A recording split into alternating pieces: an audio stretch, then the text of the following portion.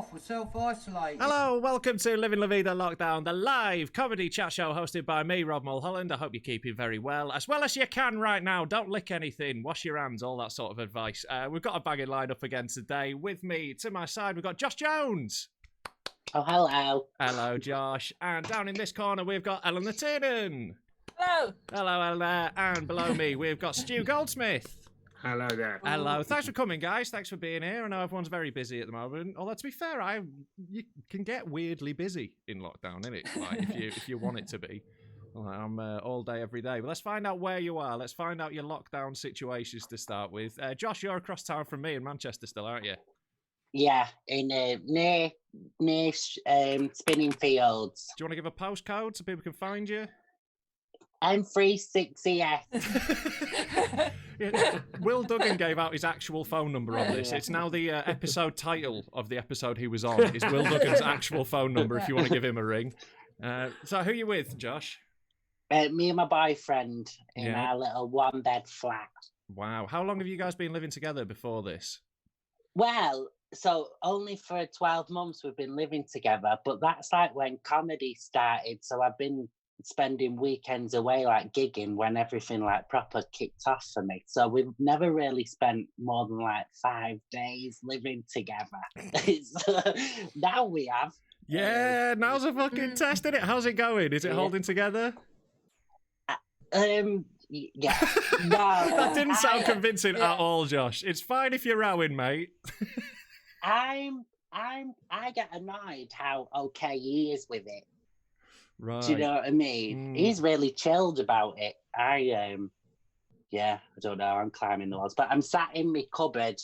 This is where the ironing board used to be, and the washing basket, but now it's my office. That's great, man. That is some improvising, enterprising spirit. That's good work, mate. Like, you've got a lot of notes. What are you working on?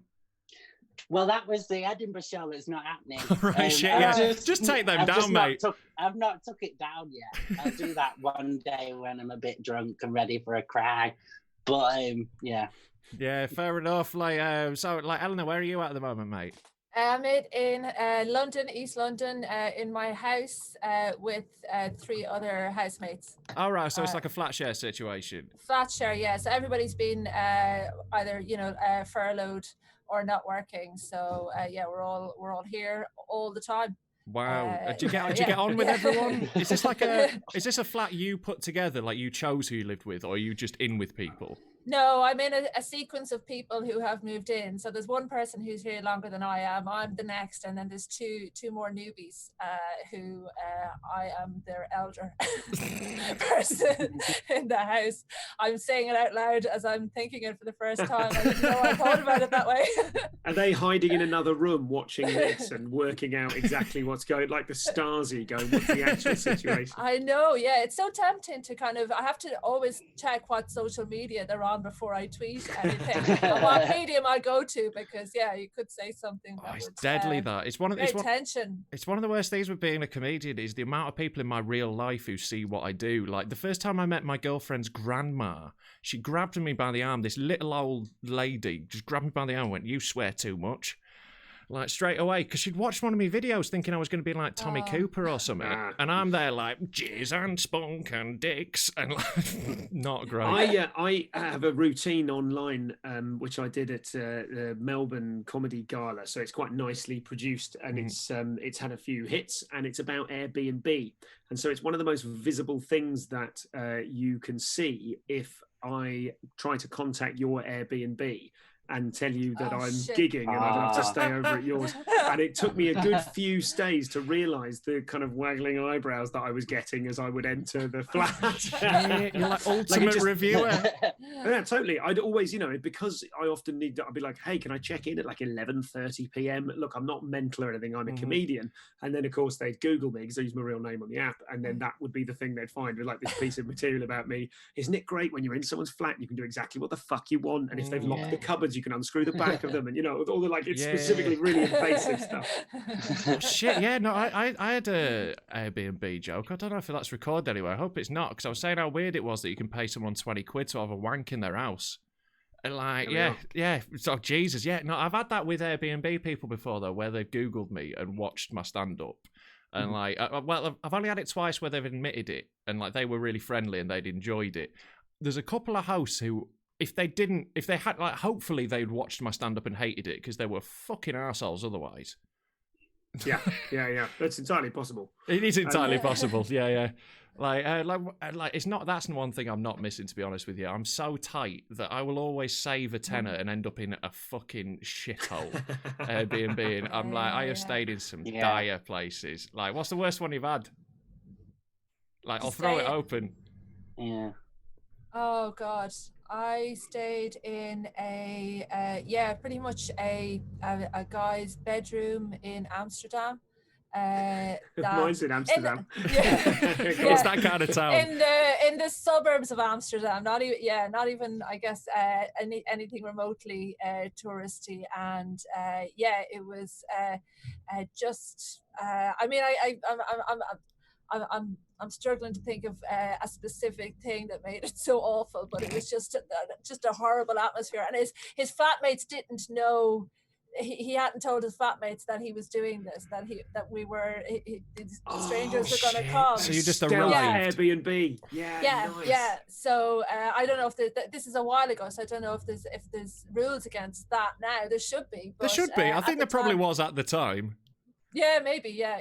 It was. It was. We had to do a lot of explaining of who we were to Dutch people who weren't expecting it.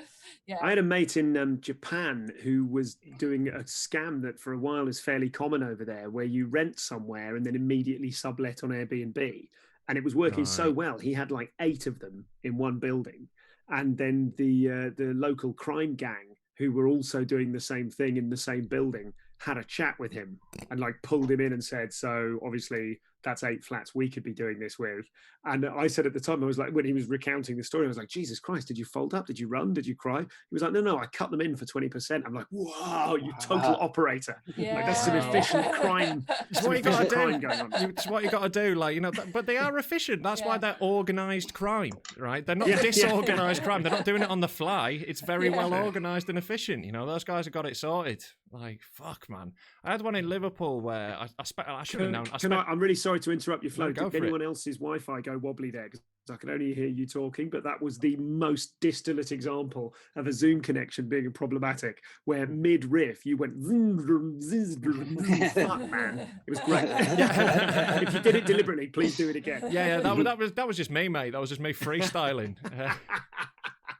But I think the worst I had was in Liverpool, right? And Liverpool is bad for Airbnbs. Like, if you go on the real cheap end, because it's like the cheapest city as well. Like, you can get them for like, I should have known. I paid £17 for an Airbnb, right? I couldn't believe. Yeah. I know. I brought it on myself, but I was like, worst case, I'll have a bad night and I'll save myself some money. And as soon as I get in the place, I'm like, why didn't you spend an extra 20 quid, you tight bastard? Because it was not like the building was half done. Like the bathroom was like a haunted doll's house thing. It was all avocado green, but all wooden and all rotten. And like the only people who were in there were one like Arabic looking guy who didn't. Is that relevant to the story? No, but he didn't speak any English, and I wanted to make clear that there was also a level of resentment amongst. No, but like he just more like he couldn't speak any English, right? And he was who greeted me, and then just a very large, very loud Scouse woman who watched her programs until 5 a.m. at full volume, and I was too scared of to ask to turn it down. The next day when I left, I realised I had left my weed pipe on the windowsill. And I had to go back and get it off her, and she like handed it me in silence. Did the fact of you having left your weed pipe there, did that make you feel more like you were sort of in the right ballpark for like it was an appropriate Airbnb for you? Well, did you feel like, oh, this place is a shithole and I'm partially responsible for that? I'm kind of in the... Exactly. Like I feel like if I'm in a £16 B&B, you can wind your neck in complaining to me about me smoking a bit of weed out the window. Like that is the least of your fucking problems. If I'm in a 40 quid one, I'm going to feel like... Did you smoke it in her house? Out the window. I'll be honest with you, mate. That's naughty. Yeah. You shouldn't be doing that. That's really bad. I'd be fuming. I'm surprised she gave it you back. Mate, yeah, well, I was surprised to be honest as well. I said I'd gone back for my charger, and she was like, "Oh, did you need this as well?" And I was like, "Yeah." And then I had to go pretend to look for a charger that didn't exist. But yeah, you are I'll be honest with you, Josh. I have smoked weed in every single place I have ever stayed, and I've never been caught. Weed doesn't linger as a smell. If you're smoking joints, you get busted. If you have a pipe very discreetly, no one ever notices. I'm very discreet. I know what I'm doing, mate. Can we go back to interviewing you about how high you are? Yeah, very mildly thus far. We'll get there through the show. Don't worry. Rob, if you just ignore me for a second, Josh, Eleanor, can we all just move infinitesimally close to the screen just throughout the entire hour? Can we all just keep doing that? What time do you have your first bit of weed? Well, 4:20 normally. So you don't do it with breakfast? No, well, look, right. Lockdown rules are on. I think there's some days I have I don't drink anymore. Me and my girlfriend have a pure no judgment during lockdown rule. If she's cracking open the wine, I'm not saying anything. If I'm smoking weed at breakfast, she's not saying anything. I think we've got to give slack at the moment. I think have you been drinking more, Josh? Not really.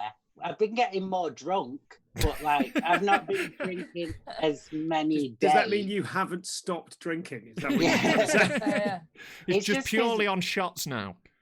Yeah, because you do your own measurements. I've stopped drinking lager because that's my diet, to go on to spirits instead. And obviously, because you do your own measurements, it's quite dangerous. Home pours are lethal, man. Lethal. Yeah. That is a good. They get away from you pretty quick. I've had some situations develop because of home pours. How about you, Eleanor? Are you drinking at the moment, or you? No, I'm not. No, I'm a former reformed drinker. So ditto, mate. Yeah, ditto. Yeah. I'm. I guess because I my thing. I guess comedy is kind of a little bit what I do to let off steam. But not having that outlet even now. What I started to get into was running quite a bit. And I know that sounds so wankerish. No, it's the classic addict's path. You quit and you've got to get into something, haven't you? Yeah, but I went so full on the running, I've given myself a stress fracture in my foot now. So I'm really looking for some alternative. If anyone has any suggestions that I guess aren't drinking, that would be great. Yeah, I highly recommend the HIIT workouts. Not just obviously Joe Wicks is the norm du jour at the moment, but I also like Emmy Wong, who's a terrifyingly kind of robotic android stick insect who does. I don't know. Am I allowed to say that on this platform? You could say stick insect. You could say literally anything. I like her very much. I really enjoy her workouts, but the absolute emotionless quality of it. The great thing about a Joe Wicks workout is that he suffers with you. So 2 minutes in, he's literally it's like Die Hard. Fucking hell, I can't believe I've done this. I'm knackered already. And actually, that's really satisfying. But Emmy Wong is just then you do this, then you do that. And she's this kind of weird time trial ghost to aspire to. But I really rate them. They're a lot of fun. Is she doing it live or on No, YouTube? no. And I tell you, well, no. They're not live. I mean, she may do live ones. I've not discovered them. But there's loads of different ways of doing them. Like Joe Wicks, you get right. It's one take and he does the whole thing. And if he messes it up, he just kind of rolls with it. But there are some people out there, I'm not sure if Emmy is one of these, but they're people who they've clearly just pre-recorded all of the different exercises once and then just slot them into a new format, like now these, that's now these, clever, now these. though. That's recycling. That's good. Yeah, she will say in the voice of Siri, I'm right here doing it with you. And you're like, you're bloody you've got to mix it up sometimes. You've got to have a bit of Joe Wicks suffering. What I like to do when Joe Wicks, every so often under his breath, he goes, come on, Joe. And whenever he does that, I like to also shout, come on, Joe. And then I feel like I've realigned the status. Like I'm running the thing like that. Exactly. Yeah. I did find one guy, his name Cage Douglas on Instagram. He does I like them the live. sound of him. Cage Douglas.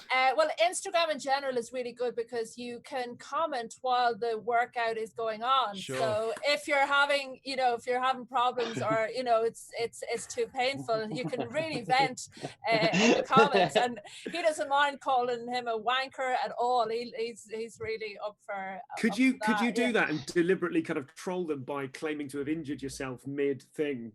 Totally, You'd be like, Cage, I've really, I think I've done something to my leg, but I believe in you, man. I'm going to keep going. And then 4 comments later, my fucking leg's off, Cage. Great. Do you have insurance, Cage? What's your status? I think go on and say it's too easy and fuck everyone else up. Yeah. Too easy, this Cage. Come on, more intense. Where he's sat with a daiquiri. I tried doing a bit of yoga, right? But I'm not a man built for it. Like I want to do it more. But my problem is I'm too long for yoga mats. I've got a yoga mat in my house, but it just like if I lie on the yoga mat, my knees and my elbows and my arms, they're all off the mat. I'm too big for it. So I have to buy like an extra large one off the internet to get started. I'm going to hazard a guess that those are available because I've met you in person a few times, Rob, and you're not so long that there isn't going to be a yoga mat available in your size.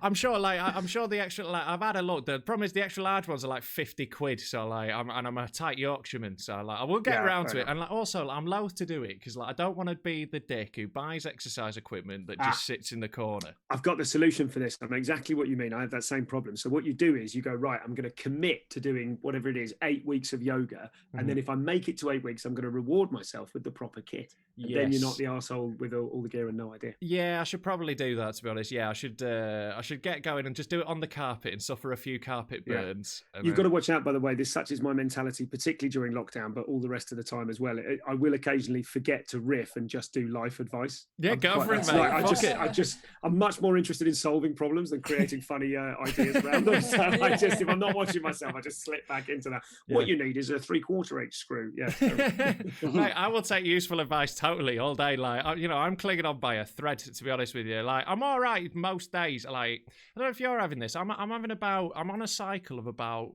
a 4 or 5 day cycle of like 3 or 4 good days where I'm fine. This is what it is. Blah blah blah. I'll go for a little walk in the park. Everything's fine. Because my lockdown is comparatively wonderful. I've got a nice life. But then like I just have one day where I'm just like fuck everything. Like it's just I don't know. Like, I'm not normally like that. I'm normally pretty stable, but lockdown, I'm too caged up. I'm not good at routine. I don't think comedians in general are we? Like, so what does your boyfriend do, Josh? He's still working. He works for NatWest Bank, but he does all the writing stuff for them. So he's just working from home. But he used to work from home like 3 days a week anyway. He's really fine at just staying in. Yeah, my partner's like that as well. She's a homebody, so she's not arsed. Yeah.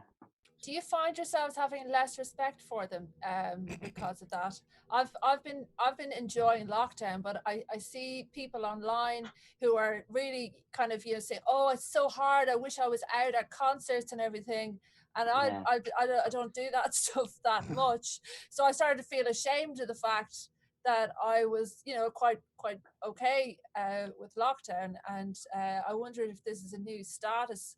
So people are kind of parading their difficulty with it as No, I think that's definitely a thing. I think some people have found out that they're actually more happy now, and I think that hopefully they will make changes in their life going forward. If this has improved your life, then you need to readjust what you're doing. I think in general. But, I think I'm going to do that. My mental health it's been really good Monday to Friday, but I've noticed absolute pattern. The last straight 3 weekends, I get very depressed on a Saturday and Sunday morning, like old school 2002 depressed. Yeah. And that's a year of particular significance to me and no one else. But like depressed, like a bit shaky, cryy, kind of like, oh, I'm busy doing something, one of those. Yeah. And I it's just because I'm occupying my time constantly, Monday to Friday and evenings as well, either parenting. I'm in lockdown with my wife and 2 small children. Thanks for asking. So I'm sorry, I have ADHD. I sometimes forget things, but if you want to mock my disability, get fucked, mate. We've all got ADHD. So when I say we, I mean specifically comedians, literally all of us. Yeah. So between parenting and like filling every minute, trying to work online, trying to create other ways to work and ways to make money. Then when it gets to Saturday morning, like all week, I'm thinking, I can't wait for the weekend. And I get up at 6 with the kids on Saturday, and I'm kind of okay because I'm in the sort of Saturday morning parenting zone.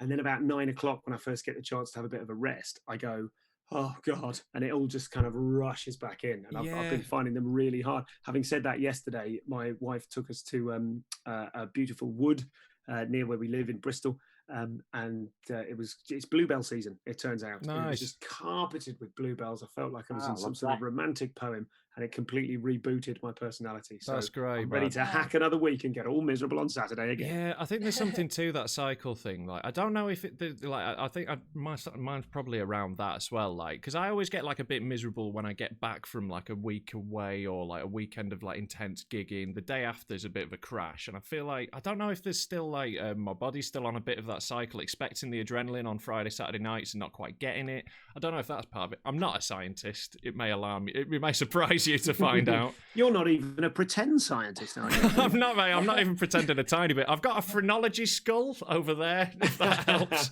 Oh, that's what I subtly read the visual picture there. I'm like, oh, this guy. These are all the things Rob wants us to think about him without realising we're thinking them. Exactly. Like I'll be honest with you. A lot of the I just objects need are to charge chosen. up my laptop. I'm just gonna. Oh yeah, don't worry.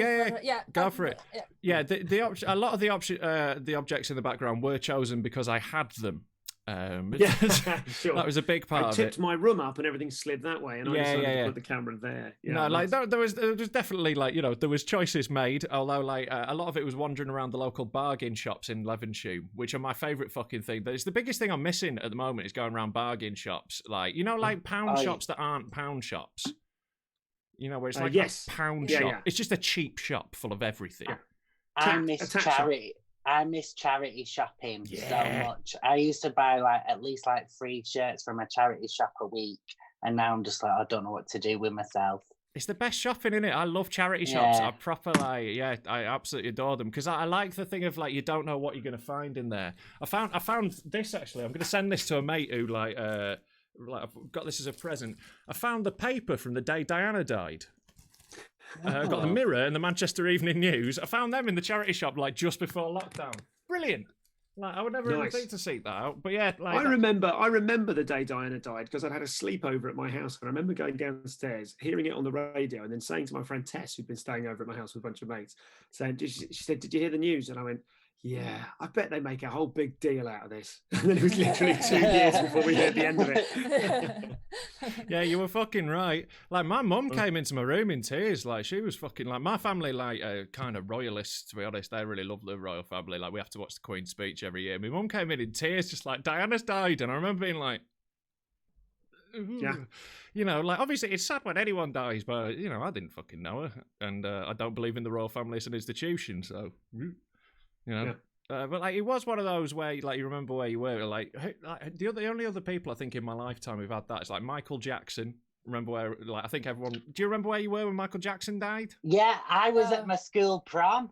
But that's a fucking buzzkill, wasn't it? It was at Etihad Stadium, City Stadium. They had the school prom in there, in like Fucking hell! How big was your school? No, in like the office room thing. And they told us on the microphone thing. The DJ told us. Just stop the music, guys. Yeah, and it was like Michael Jackson's died.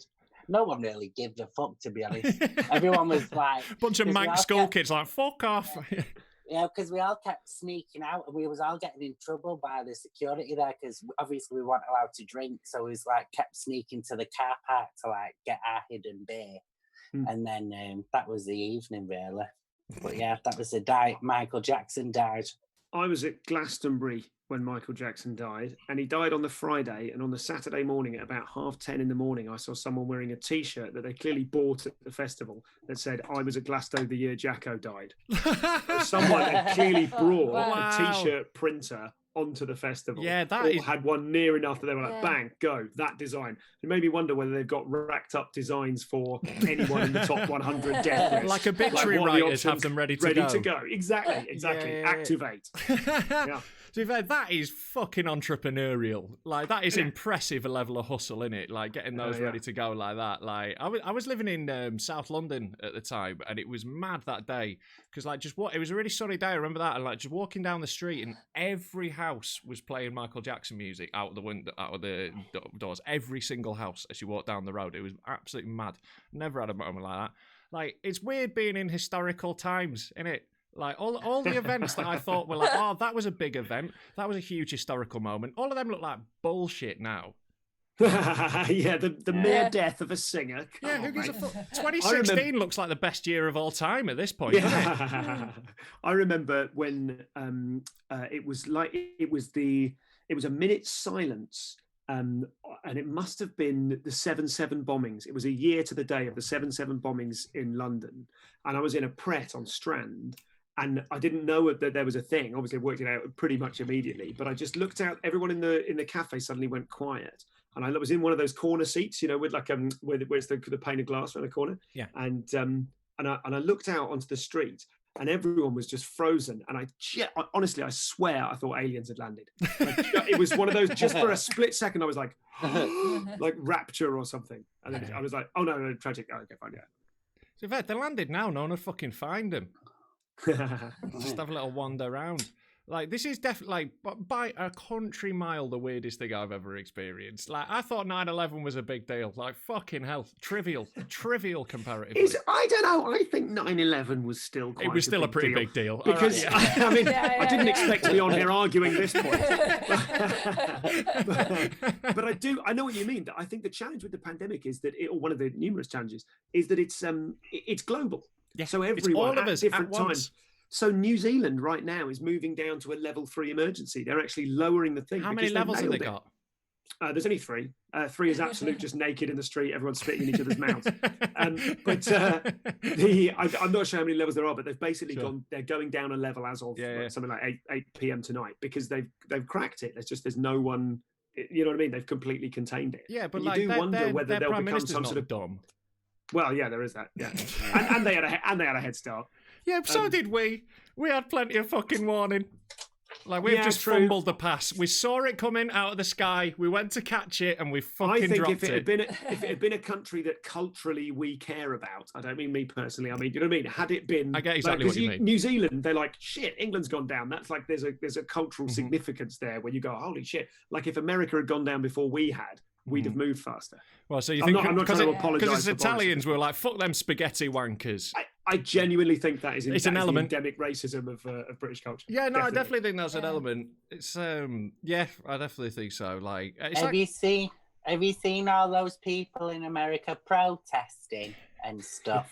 Yeah. And then one of the signs was like, "We need haircuts." It's like, wait, then it's fine. And you don't pop an hat on, innit? Yeah. Like, I think when this is over, I think I'm going to wait till, like, day 2 or 3 to go to the barbers. Like, I don't want to face the queues on opening day. And also, like, look, my barber, Mohammed, is sick. He's a really good barber.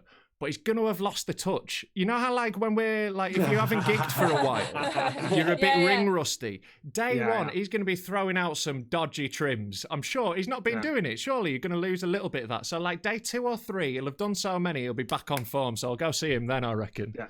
I'm going to defend my honour by just framing myself like this. Spiky hair is the hardest haircut to have at the moment, man. I've got about 2 days left of structural integrity before it's just. What are you going to do? Are you going to shave? Are you going to fold down? Are you? I don't know. If I take if I shave those, I've got someone on the street has got clippers I could borrow. But if I take those out, then the problem is it all just falls out to the side. Plus, it looks a bit alt-right. So the option is I can just kind of push, as you'd know, what with your show. So the option basically is I can sort of just keep pushing it back. I would go for a back swoop, I think. Yeah, because then you get. A back swoop, is that what that is? Well, that's not the name for it, mate. I've just said kind that. Of, yeah, like that. David Cameron. That's okay. So that's out brilliant. Now. No, I was going to say Tan from Queer Eye. To be honest with you. Well, thank you. Well, Tan from Queer Eye is my hair twin. So, but normally I'm pretty kind of tan. It's up there, but the problem is I just don't think the products can hold. Like it's just going to keep going. There's only so much it can hold, mate. You're going to have to get PVA glue out soon, aren't you? In order to keep it up. Like, it's the thing I noticed on that. Did you see that extra episode of Tiger King? I haven't seen any of it. I haven't seen any of it, mate. I've got children. Right, fair enough. Right, but they did. You don't need to have seen the show at all for this. Like, right. So basically, like, they did the Tiger King. It's a documentary series. You know, I'm sure you know what it is. It's been the biggest thing in the world. But like Netflix announced an extra episode, and it is fucking shit. Right? It is. It is just. Like, I loved it. Fucking hell, mate! I thought it was dog really shit. Loved it. Did you? It was because he was just like interviewing him, and I got to see where they live. live. I You don't gotta see know, where it they lived felt in the like you get to- documentary. That's what it was about. No, but I mean, like each individual character. I don't know. I loved it. Can They So I- all it was can I like ask- Zoom one at chats, one time. basically, the extra episode. Can I ask, Eleanor, have you seen it? Yes, I've seen. Oh, you everything. have. Fine. I assumed that you hadn't, and so I was wondering whether Yeah, the yeah. two of us could have a conversation as people who haven't seen it. and No, see if you're we on can your work out fucking how own, it Sorry, is. Goldsmith. yeah. Sorry. Fair enough. All As us I understand childless it, people. as I I do. understand it, purely from memes, it's a lunatic with a mullet who does. I feel like he probably does close-up magic, and he runs some sort of tiger farm. And I don't know if he grows, if he like harvests tigers. I don't know how it works. But Yeah, for he's organs, like mate. Yeah. he's Yeah. either a murderer or a hitman, and yeah, He something hired like a that. hitman. Yeah. Oh, he hired a hitman. Mhm. Okay, fair Basically, he's just he's a crazy man who owns a zoo. Okay. Like, you know, it's just. But the thing is, he's very charismatic and entertaining. He's like a really good anti-hero because, like, Okay. whilst he is clearly like the worst person on earth, he just Yeah, says he's really a funny terrible stuff. person. Oh, awful. And I feel like there has been a bit of people going like they love him. Like that's the problem with these sort of anti-heroes. This is how we end up with Boris fucking Johnson, right? They go, that guy's a fucking lovable prick. And then we Yeah. end up with him, like, you know, there's been a genuine, people were like tweeting, trying to get him, like people have started petitions to get the guy pardoned. It's like, he's a dangerous lunatic, definitely. That's Like, why I didn't like it at all. I was watching it going, this is making a whole group of people famous who we do not need. yeah, Famous. Have we not learned our lesson with this shit? Yeah. When are we gonna, get over the fact that people can be entertaining but bad people at the same time? Yeah. Let's to be honest, I'm separate it. relying on that. I had an idea, given the problem endemic with, I think I've used the word endemic wrongly, but I've Just haven't roll even with it, styled mate. out Roll now. with it. Yeah. Go. The biggest challenge with people like Boris is that charisma sells, right? People will follow a charismatic Yeah. person even if they don't really have a credible message. Yep. It's just the charisma, and you go, well, this person seems like a leader, bosh. So I had a sort of a theory. Now, this is totally unworkable, but I'm putting it out there in case someone can make it work and build a new Eden. But if we only allowed people to have political opinions or political platform once they had changed their mind, right? So you could only be pro-environment and get voted for if you had previously demonstrated you were anti-environment, and vice Right. versa. So Yeah. in order to be in the pool of people we can select leaders and leaders of the country from, you need to have demonstrably changed you need to have done a 180. So Yeah. that we're aware that you can roll with new information. See, I think that that's... was the Go for it, problem. The thing I found hard about Bernie Sanders, because I really warmed to him as a person, but the selling point people had about him was that he's always been like this. He was in the 60s, he was out on the lines with Martin Luther King, and I was like, I don't know if I like that about a person. I like somebody who's had to make compromises and had to let go of their dreams Yeah. and set out in a completely different direction. And here's where they are now. I feel like even though Hillary Clinton she did dodgy shit, at least she wasn't where she intended to be when she started. That's what Yeah, I 'cause kind of. she used to be like not for like gay marriage and stuff, and then she changed, and then when she it was like, became "Ooh." popular. Yeah. Yeah, but like I think there may an issue there may be with this if this is instigated as a policy, right? The problem with it is it then encourages you to do things you don't agree with in order to therefore stand up for them in future. Like your career path now, if you want to be a prominent anti-racism campaigner, you're going to have to go and join the Klan for a bit, aren't you? And I don't know Well, if then that's... you'd understand them from the inside out. Look, I'm not saying really get under the hood. I'm going to join the Klan. I'm going to work my way up within it and change it from the inside. Guys, no, when you're getting Like that arrested, guy. no, I was working in from the inside. Didn't that guy do that? Wasn't there some guy who he won the like Westboro Baptist or some awful radical right wing organization, and he. I don't know enough of the facts about this to conclude the anecdote, but does anyone recognise what I'm talking Well, about? yeah, He ended up being.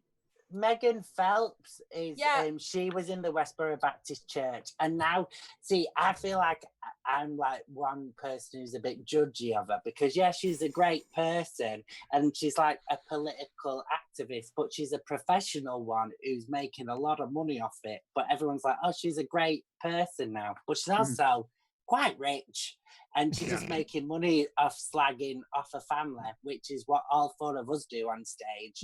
So, like, I don't know how much more your family can take of my riffing. Depends how funny they are.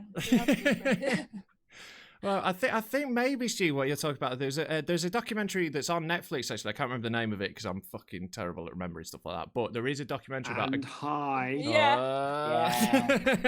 There's a guy who, it's a black guy who befriends members of the Ku Klux Klan. That's his like whole mission in life. He befriends them and sort of wins them over with calm, reasoned debate. And it's genuinely like one of the most... I wish I could remember the name. It's so inspiring. Louis Theroux. Is that it? No. Black Louis Theroux. No, I think we're talking about the same person, and he ended up befriending the Grand Dragon or whatever, to the extent that the guy handed over the keys to the website and gave him the logins and made him in charge of the budget. And so he just like, great. And then that guy died, and he's like, now the new boss is like, great, I'm winding up the organization. And all these clan members are standing around going, oh, I guess that's over there. Yeah, it's crazy. Like the genuine, actual, like concrete achievements he has done, like outweighs so many people who've like, he's a genuine hero. Like he collects hoods from people he's converted, basically. And he's just like friends with these guys. That's wrong again. That's wrong again. Why would he do that? Why he's just got loads. Honestly, if you went round this guy's house, he's got so much clan merch. If you didn't know a black guy lived there and you turned up at that house, you'd be like, what the fuck? It'd be like that episode of Father Ted with all the Nazi shit. Like, but yeah, he's a genuine hero. If anyone, like, I wish I could remember his name. Just Google it. I'm sure you'll be able to find it. Anyone watching this, it's fucking amazing. He's genuinely heroic. Rob, can I ask you that? I think that's the first time you've made eye contact with the camera, and I know that you're about streaming and stuff. Yeah. And to me, this is quite unusual that you're performing the whole time to there. Don't want to get too technical here, but then like that moment, I was like, oh, there's Rob. Yeah. So is that like a deliberate choice that you? No, my monitor's here where you are. Like my monitor is where I'm looking is a screen with you guys, so I just want to talk to you. And like when I do, sure, but couldn't you set up your camera so that you're doing both, or is there like are you disincentivized for some reason that I don't understand? I'm right up against a corner. Right, it's like, is that literally it? Is it the architecture of your room? Literally it. It's just the shape of the room. It was some pro streamer thing. No, man. You got to work with the space you're in. Look at us looking down the camera like mugs. No, honestly, like, I'm considering trying to do it, like, because I get you, but like, I also don't know if I can be fucking arsed because it's going to be a massive pain in the dick. Basically, I think I would need a different tripod in order to fit it behind my monitor. So like right now I don't have a job, so let alone a second tripod. A second tripod. So yeah, there is that. But like when I do videos, I talk directly into it like that, and I try to remember every now and again. I'm just not that bothered, to be honest, on this. Like I just like having a nice chat with my mates. That's the USP of this show. He's just not that bothered. Yeah, just fucking unprofessional as shit. It does give you the opportunity to do a little Harry Hill moment of going chat. As I said, there is that as well. Like, I do like sometimes delivering something like I fucking mean it down the camera. Like, it gives me that option. It gives me an out over there, you know. But it's like it's literally. I'm sorry to disappoint. Like, there's not some like exciting reason behind it. Like, I've had people message me before, like, "Oh, you looked off to the corner, like off the screen. Why were you doing that?" It's like, because I had notes. It's like, oh, there was a lizard down there. No, I don't know. Like, it's just. Yeah, like you've been like making loads of stuff, haven't you, Stu? Like at the moment, like is that been like your response? Like is that like a stress response for you? It is for me. I just make things. It's I suppose partly it's a stress response, partly it's a sort of mad fear of not having any money because I have 4 mouths to feed, including my own. 3 of them are mine, one in each armpit. But it's a different sort of thing. You'll have seen this happen. You'll all have seen this happen to comics who have kids who suddenly go a bit nuts, going, "Oh fuck!" I remember running into Colin Hoult after the birth of his second child, and I said, "How are you?" And he said something like, "Oh, I'm absolutely fine, apart from I'm psychopathic about the fact that I desperately need to earn loads of money to feed my family." And it is like that. And then obviously the pandemic came along, which my wife is referring to as the Panny D, which I'm trying to popularise. When the Panny D came along, I had a moment of going, wow, just loads of paid work got obliterated, as it happened for all of us, I'm sure. But I also had like a fuck, okay, and I'm in a very lucky position with my podcast. I've got a connection to an online audience, a small but very loyal, very engaged following. Mm-hmm. And so I just started going, hey guys, what about if I did that? And enough of them went, that'd be good. That I went, well, let's try this. this. Let's try that again. That doesn't work. Let's try and constantly have ideas and then break them. That's and so it, what it's man. ended up with now is that I'm doing an online chat show to which you're all invited. I'm talking to the guests, not the people watching at home. You're invited in a different way. And I do that Mondays and Thursdays at 8 p.m. It's called The Infinite Sofa. That's and great, so the man. idea is it's like this, but with 12 members of the public in the room. And so they engage with the acts, and then the acts have got people to play to and with, and That's it's cool, like the man. opposite of a sort of howling into the void lonely gig. It's Nice. great. Yeah, We've yeah. cracked it, and it's brilliant. That's I'm really really tough, good, man. Like, have you guys done any online gigs, like Eleanor and Josh? I've done a pre-recorded one. This is the first live thing I've done in Lockdown. Oh, Yeah, nice. this is I my like it. first- I like it. Yeah. Good. Yeah. This is my first live thing. I've done a pre-recorded thing for because loads of the Pride events have been cancelled as well. Sure. So they're like trying to do that. Yeah. Yeah, like fair enough. Like I did Troy Club last night, like for Andrew O'Neill, like online, and they've really cracked it as well. I'll be honest with you, I've done a couple of them that I hated and made me feel really empty. But Troy Club last night was really nice. They've really they've got a really loyal, like committed audience of regulars, and like it's all the people who just always go to the gig, and like it was well set up and like good people, and like Andrew O'Neill's good people, so like it was that was a pleasure. But yeah, it's weird, but like you got to do it a bit differently. I think you can't just do stand up at a camera properly. You know what I mean? It's got to be more monologue-y. Your energy's got to be a bit different. I don't walk around my room shouting. Just feel weird. I just sit here and talk. I think the most exciting thing about it is that all bets are off. It's all just there to be discovered at the moment. You can do exactly what you can. When I host on Tuesday nights, I do a thing again. Please come along and do it. It's called Chops Comedy, which until the Panny D was a thriving new act night. We'd only done 4 of them. It was always selling out. It was great fun here in Bristol. And now we've moved to an online thing using the same tech. We had Gary Delaney and Mike Wilmot do it last week, and had such a belter of a gig, man. It was so great.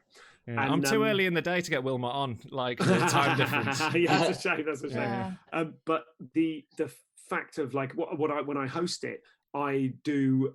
It is. It's like wearing a different set of clothes for my persona on stage. So I talk constantly, and there's always has a slightly streamy kind of angle to it, because you don't want to drop the ball, because it feels like it clangs a bit more. But then you can see the people. So if you're into doing crowd work, if you've got 12 or 15 punters in front of you and you can see them all and they're all well lit and everyone can see all of them, it's a whole different type of thing. So it's such a really exciting time to just experiment and maybe try one where you're walking around your room, or try one where you're if you think of have you ever seen Will Hodgson?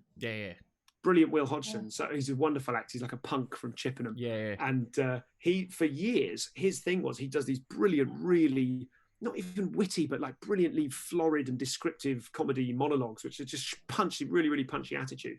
But he just walks. He's got Care Bear tattoos and a pink Mohican, and he walks on, grabs the mic, puts one arm over it like that, and just delivers a monotone without even looking at the audience. You go, yep, that's your thing, and he was smashing it. So it's just in a similar way. You can just do anything. You can do anything. No one can tell you you're doing it wrong right now. Yeah, especially right now. But I've been saying this, like all the things that are happening now. People are like, this has been happening with online comedy for a while, and like I've been sort of trying to shout in green rooms at people that this exists and you can do anything. And like that is the one slight upside of this. I think a lot of people who weren't previously considering doing anything like this hopefully might start and will do more things like going forward. Like, you know, it is an exciting time, and you are totally right. That's what's so great with internet stuff. There's no rules. Like I keep speaking to comedians, like where they're like, I want to put out a show, but I don't have an hour. Put out half hour then, you know, like, you know, like I want to do this, but like, I don't know if that's right. If you want to do it, just fucking do it. Who's in charge anymore? We're in charge. This is why I'm so excited about the internet. This is why I've been so excited about internet comedy, because it means there's no one stopping us doing shit.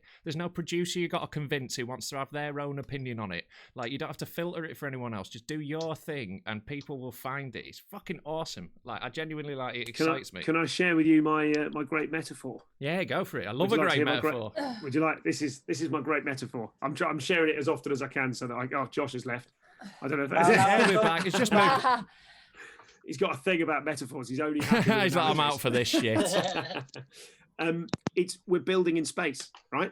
If you need to build a rocket to get to space, it has to be aerodynamic because it has to get to space. But if you're already in space, and you've got all your materials up there, things don't need to look like rockets anymore. They can be infinitely long and wide and have pointy, ugly, awkward bits on them just for the fun of it, because they never have to land or take off. So in a similar way, we're not making TV, we're making internet, right? So you don't need to do things like TV shows do them. You don't need to try and copy the old model of doing it, because it's like the difference between labels and folders in your Gmail account. You know, it's like you don't need to put everything in a box, because it's the internet. You can put everything in different boxes at the same time. Do you know what I mean? There's just whole different ways of thinking about what it can be. 100%, mate. 100%. Fucking preach, Stu. Preach. But that's what. That's totally what I love about it. And yeah, it's like there are no rules now, especially with lockdown. And like, look, the lineups of people I have access to at the moment, because everyone's at fucking home. Like, I wouldn't be able to get these groups of amazing comedians together every day. Like, so there is joy to be found in that. And like, there's also audiences are giving you more of a chance at the moment, right? They're giving you a bit of a let off because we're all in this weird situation, and they're up for trying new shit because they're bored. Like, you know, it's. I'm having a whale of a time. Hashtag with all due respect to the dead and dying. Exactly. You know, like it is. There are good things to be found in it. I think I don't want. The problem is, right? I like that energy, but I don't ever want to be lecturing people who are having a shit time. You know, like if someone's like just fucking miserable, just work on being not miserable. That's enough of a fucking task. All right, just do that. But I do think like finding these things is what makes me not miserable. You know, just finding something to fucking do. Like, Josh, with the show that you've got in notes all around you, do you think you will be doing the same thing after this, or are you ripping up and starting again? Yeah, I'm going to do the same thing. I'm trying to picture do something for Radio 4, if they accept it, where it's like splitting it into 4 14-minute sets. Well, and if they don't, just fucking make it, man. Rewrite it for that. But like, on what we were saying, just make it, man. Like, if they don't, you do it. You know? Like, you don't need permission anymore. Yeah. But I mean, it may be that Radio 4 often offer an even greater reach than you might have with your Facebook followers. So, no, totally. I do also think there is a value to trying to work with existing systems. I don't know. Like, I kind of want to burn all the systems down. I get a little bit of glee at the idea of just fucking everything up and just leaving comics in charge and seeing what happens. Like. We know what happens. It's called New York. I don't want to be in charge. I like being told what to do. Fair enough, man. I feel really dependent on the old system. I feel like I like jokes, and I like the audience, and I like hearing and the rhythm of it all. And I really miss it. God, don't get me wrong. That will never be replaced. Yeah. I feel I had I don't know. Before this, I had for the first year, this year at Edinburgh, I had a very specific thing I was going to do, and it was a personal show that I was planning to do. I came out about in March. Congratulations! Well done, you. All right. Thank you. Yeah. Thank you. I'm gay, and I was I guess doing all of that at the beginning of March. I went to Ireland. Saw my folks and told all the people in my life, and about 2 weeks later fucking lockdown Jesus happened. So I was just on the verge of, I guess, going to I guess engage with and become part of the LGBT scene in London, and hopefully I'm so gutted for you that you've lost that moment. Well, I guess I have to accept whatever is happening in the world, and not turn down what this is, because just because it doesn't look like what I thought it was going to look like. But basically, I was going to, I guess, do that, but then in tandem with that, I was going to do my Edinburgh Fringe show, I guess, as a kind of a coming out party. That was going to be the just give a sense of occasion to the whole thing. I'd been in the closet for such a long time. I wanted to do as much as I could to bring people and end the isolation that I had imposed upon myself, only for it to become kind of state sanctioned straight away. I mean, it could have been worse. You could have just been about to come out, and then suddenly everyone's in lockdown, and you can't visit your family, and you just spend the next year or however long we're in lockdown for being like, oh, guys, or like just sent an introductory text. We need to talk, but you fuck, we don't want to. I don't want to say it remotely. Yeah, exactly. Yeah, because there was all of that. Like I did have to do an awful lot of navigation with the people in my life and try and get them to come and meet me without explaining what it was that I was going to meet them about. And I don't know, I have my brothers are extremely resistant. They need consequences to be motivated for anything in life.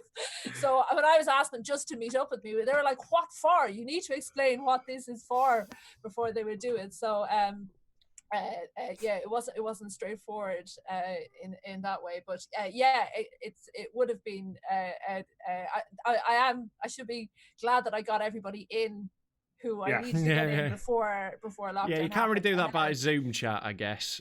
No. Yeah, that's a face-to-face one.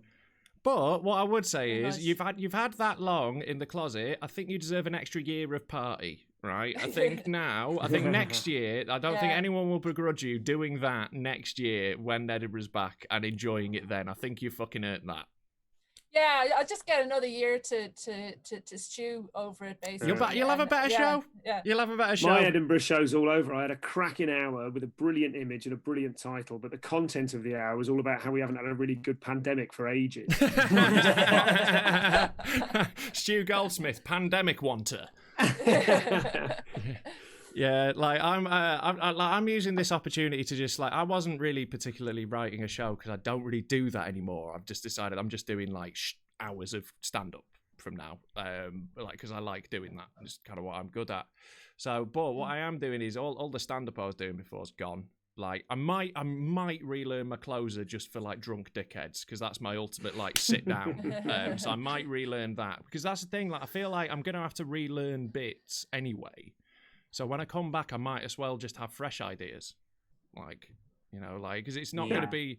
I'm not gonna be able to do those bits because you've got to get that muscle memory with them. I'd have to watch them and learn them and. There hasn't. Sorry. I was just going to probably say I was going to say that stand-up is going to look very different. Stand-up was written before lockdown is going to look completely different to this kind of monologue-y type of stand-up. I think that acknowledges the pandemic. So I think we're all going to have to do that anyway. That's one of the things about having a once in a century occurrence like this. There's never been stand-up comedy post-pandemic ever. Do you know what I mean? Like stand-up comedy was invented in between now and the previous exactly. So not directly after, as far as I understand. It wasn't like it wasn't a consequence. Just came out and was like, woohoo, guys with flu do this. But the fact is, we don't know the huge cultural ramifications. No one knows what's going to happen. So someone tweeted, it might have been Ivo Graham tweeted about like waiting, like what are soaps going to do after this? Are soaps just going to, when they come back, are they going to go, oh, tough year anyway, and just kind of, do they pretend it happened? Do they pretend it didn't happen? It's kind of the same problem as the any Avengers spin-off TV series had, where they were like, do we mention New York's just been blown up again, or do we not mention it? Do you know what I mean? You can see what's the continuity. Louis C.K. did after and said, oh, well, that was some year. Anyway, here's my Difference is I would actually respect people as comedians if they did that. Like I think you've got to I think you've got to mention it but not dwell is my plan. I think I'm going to do a lot of living in lockdown with your partner was hard anyway. What's it like living with a partner? Like a lot of like just flimsy segues I think is going to be my strategy. Yeah. Although I've got a good 5 minutes on shopping under lockdown that I'm hoping will work on stage. I don't know, like I think it'll be instructive who comes back with the exact same gear. Like, that'll be interesting.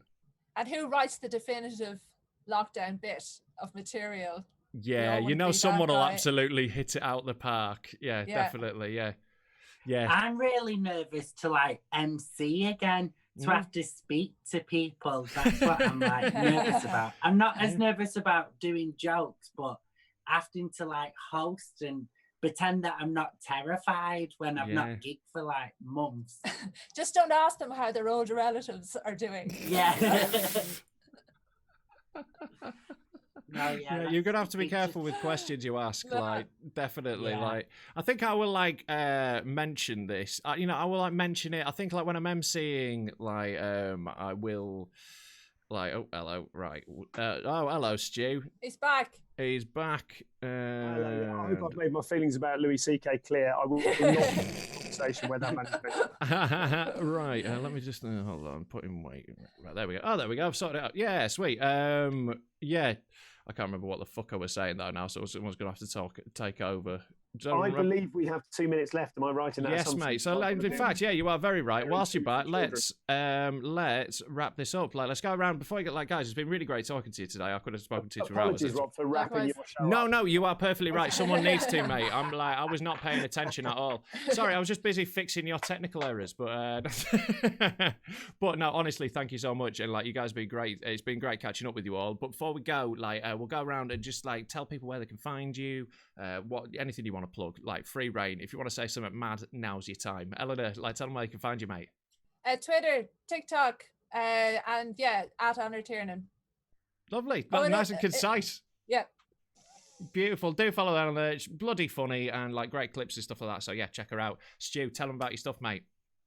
Yes, so the thing I'm directing everyone to at the moment is the Infinite Sofa. It's www. Who even says that anymore? It's infinitesofa.com. http:// Exactly.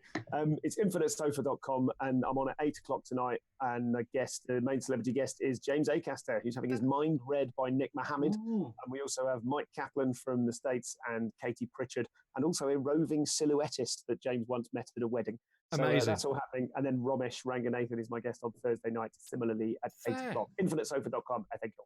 Nice. Well, that'll be awesome. So yeah, definitely check that out. And check out if you've even got a passing interest in the art of comedy, check out ComCom Pod. It's like the ultimate comedy art pod. You know, I started listening to that when I was a new act, and it saw me through, Stu. So it's genuinely brilliant. I'm so sorry. Check that out. Yeah. Like made me hate Goliath clowns. That's what your podcast did.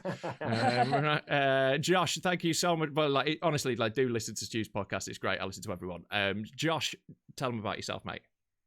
Yeah, on Twitter and Instagram. That's about it. Oh, and I'm doing a new podcast, a history one, where it's just me slagging off dead people. Yeah, like, I haven't listened to it, but I'm so excited for this. Like, yeah. What's it called? Dead Drama. So it's a gossip podcast about historical figures. Awesome. Nice. Yeah. As soon as I read like a tweet about the description of that podcast, I was like, oh, Josh has nailed the thing that's for him. I was like, this will be absolutely like, when someone just finds the right thing for them. I was like, beautiful. So yeah, I'll definitely be listening to that, Josh. That'll be absolutely awesome. And yeah, all of you guys would be more than welcome back on absolutely any time. I'm doing 5 of these a week until we can go outside. So I'm going to be desperate for guests. But like, you've been brilliant ones. So I'd love to have you back. But in a second, in fact, if you've enjoyed this podcast, right, like if you've got some cash at the moment, you're still working, I'm collecting donations for the Trussell Trust. There's been a thing going across the bottom as you've been watching this. There's a link below the video. Chuck on some cash. They're doing some great work. They're looking after people who desperately need meals at the moment. People need help. So if you can give it, please do that. That would be wonderful. And if you want some more entertainment, this is on every day 4:20. Who have I got tomorrow? I can't remember. Fuck it. It'll be great. I'll tweet about it. Have a look at my Twitter at Rob Mulholland. And in a second, a link will pop up to my stand-up comedy special, Too Big to Fail. If you've not watched that, fucking do. Right, but thank you so much for being here, guys. You've been genuinely wonderful guests, and I'll be back again tomorrow. This has been Livin La Vida Lockdown. Thank you, guys. Bye. Bye.